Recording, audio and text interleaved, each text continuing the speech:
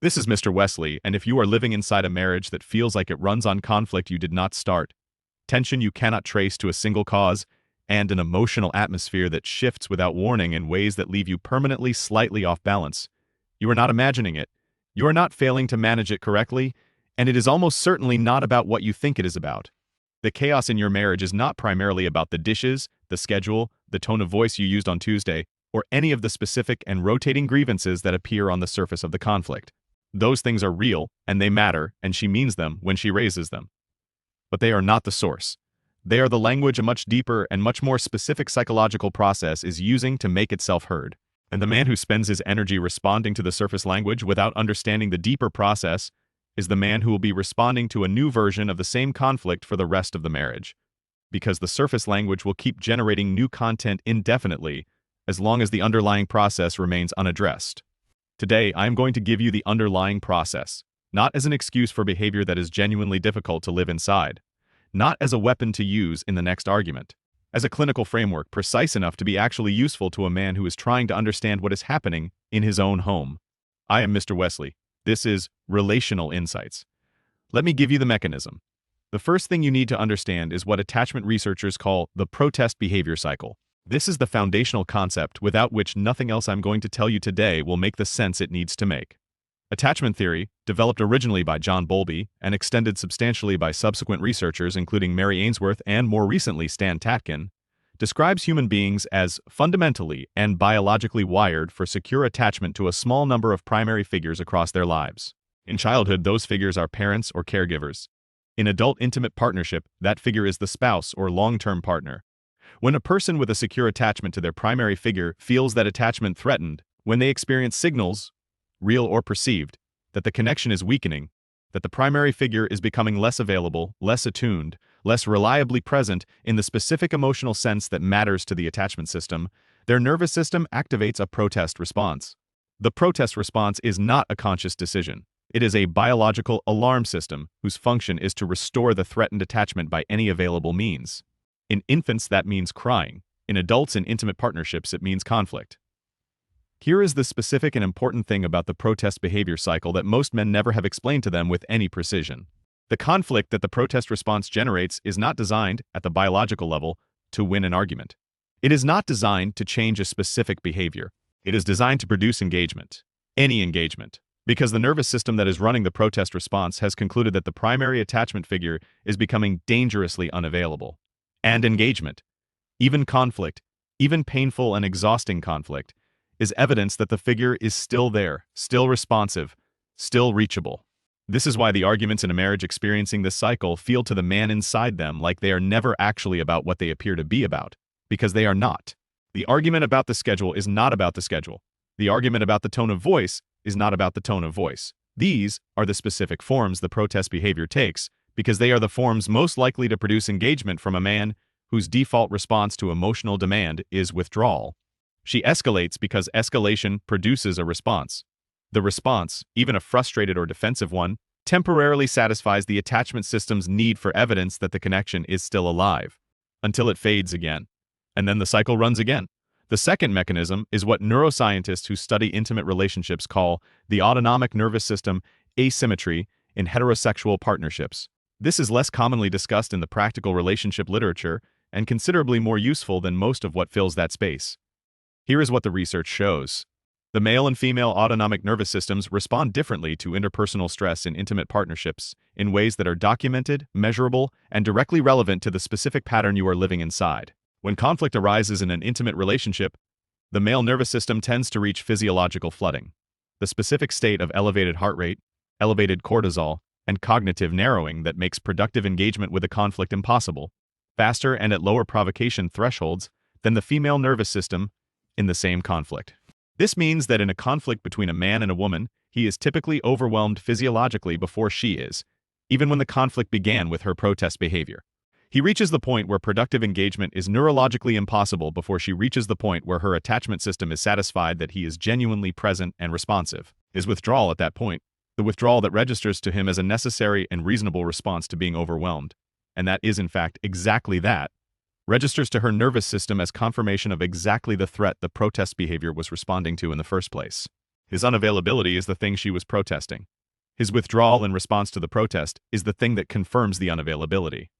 The protest escalates in response to the confirmation, which produces more overwhelm in him, which produces more withdrawal, which confirms the unavailability further, which escalates the protest further. This is the demand-withdraw cycle I described in an earlier video, and I am returning to it here in its neurological form, because that form is considerably more useful for a man trying to understand what is happening in his own body during these conflicts than the behavioral description alone. Picture this. There is a man I know, I will call him Stephen, who described his marriage in the final years before the divorce as feeling like living inside a weather system with no predictable pattern. Nothing was stable for long.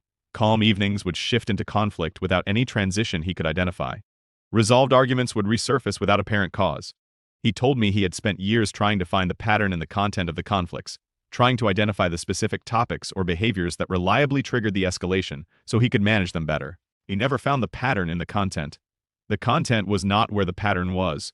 The pattern was in the attachment dynamic running underneath every specific incident of content, and the content was simply the changing surface that the attachment dynamic was using to make itself visible. What Stephen was living inside was the protest behavior cycle combined with the autonomic asymmetry I have described. His withdrawal from the overwhelm of the conflict was the specific behavior his wife's nervous system was protesting. His withdrawal in response to the protest was confirming the thing being protested. He was, without either of them understanding the mechanism, maintaining the cycle by responding to it in the only way his overwhelmed nervous system knew how to respond. The third mechanism is the specific way that unresolved attachment injuries compound across the years of a long marriage to produce what I am calling the chronic protest state. A single incident of emotional unavailability in a marriage, one conversation where he was not present, one moment where she reached for connection and found him elsewhere, does not by itself produce chronic chaos. The protest behavior cycle runs and resolves, and the marriage continues. What produces the chronic state is the accumulation. Every unresolved instance of the reaching and not finding experience adds to a running total in the attachment system. A record of evidence that the primary figure is not reliably available in the specific way the attachment system requires. When that record reaches a sufficient weight, the attachment system shifts from episodic protest to chronic alert. It stops returning to a baseline of security between incidents and maintains a continuous, low-level state of threat monitoring, because the accumulated evidence has taught it that the threat is not episodic, but structural. The chronic alert state is what produces the experience that men in long marriages describe as walking on eggshells. The conflict no longer needs a specific trigger because the attachment system is no longer waiting for a trigger. It is continuously monitoring for the next confirmation of the threat it has already concluded is permanent. The smallest signal, a distracted response, a slightly absent quality of presence, a moment of being physically present but emotionally elsewhere, is read by the chronically alerted attachment system as the next data point in a pattern it has already identified. The response is immediate and disproportionate to the surface incident because the surface incident is not what is actually being responded to. I want to stay here with you for a moment before I give you the framework for what to actually do with this information, because I know this is landing with a specific and possibly uncomfortable recognition for some of the men listening to this. If what I've been describing is the mechanism running in your marriage, the recognition of it carries two separate and important things simultaneously. The first is a genuine relief, the specific relief of understanding what has actually been happening rather than experiencing it as random and inexplicable. The relief of a man who has been living inside a pattern he could not read and who has just been given the reading. The pattern is not random. It has a mechanism. Mechanisms are navigable in a way that randomness is not. The second is a more uncomfortable recognition. The mechanism I have described is partially, not entirely, but partially and significantly, maintained by a specific set of responses that he is making to it. The withdrawal that is neurologically necessary and entirely understandable from his side is the specific behavior that confirms the threat from her side. The conflict management that feels like responsible de-escalation from his perspective is experienced, from the attachment system's perspective, as the unavailability it was already protesting. Understanding this is not the same as being responsible for her protest behavior. It is the same as understanding that his responses to that behavior have been maintaining the cycle rather than interrupting it. That is information he can act on. Let me give him a framework for doing that. The first and most important thing, the research on attachment and conflict in intimate partnerships consistently identifies as the most effective single intervention in the protest behavior cycle is what Stan Tatkin calls the secure functioning response. the specific and deliberate act of remaining present and regulated in the face of protest behavior rather than withdrawing. Not agreeing with the content of the protest, not surrendering the argument, remaining present, regulated, demonstrably available.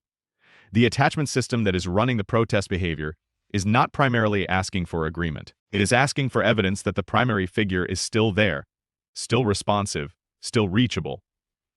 A man who can learn to provide that evidence, who can train himself to remain present in his own body rather than flooding and withdrawing, is the man who can interrupt the cycle at the only point where it is actually interruptible, which is at the moment when the protest behavior is running and the attachment system is measuring whether the response it receives confirms or disconfirms the threat. This is a skill. It is learnable. It requires specific and deliberate practice because it runs directly against the neurological grain of a male nervous system that reaches flooding faster than its partners and that has learned to manage that flooding through withdrawal. The physiological regulation practices that support this skill, controlled breathing, deliberate slowing of physical movement, the conscious decision to maintain eye contact rather than look away, are specific and trainable, and the research on their effectiveness in interrupting the demand-withdraw cycle is substantial. The second intervention is the repair that happens after the conflict rather than during it. Most men, if they make any repair at all, make it during the conflict. The concession, the apology delivered under the pressure of the ongoing argument, the statement of understanding offered primarily as a way of ending the exchange, that repair, made during the conflict, carries very little weight with the attachment system because it was produced under pressure rather than from genuine presence.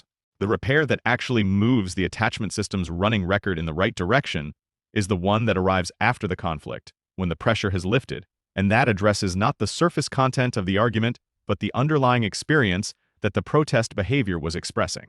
Not, I am sorry I forgot the appointment. The appointment is not the point.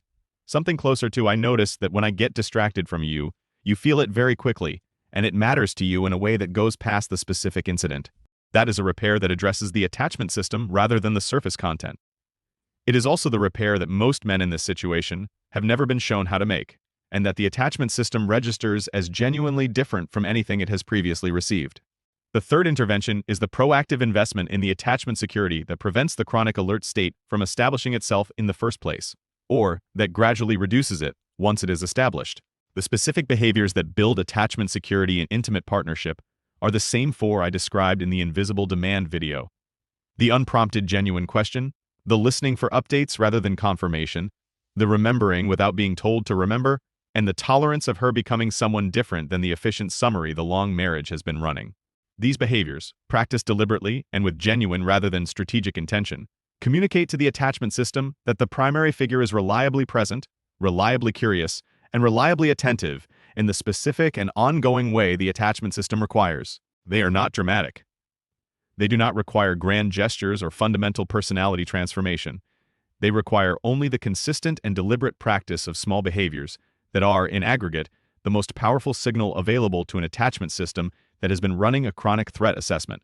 The chaos in your marriage is not arbitrary. It is not a feature of her character in any permanent or unfixable sense. It is the specific and predictable output of a biological system running a function it was designed to run.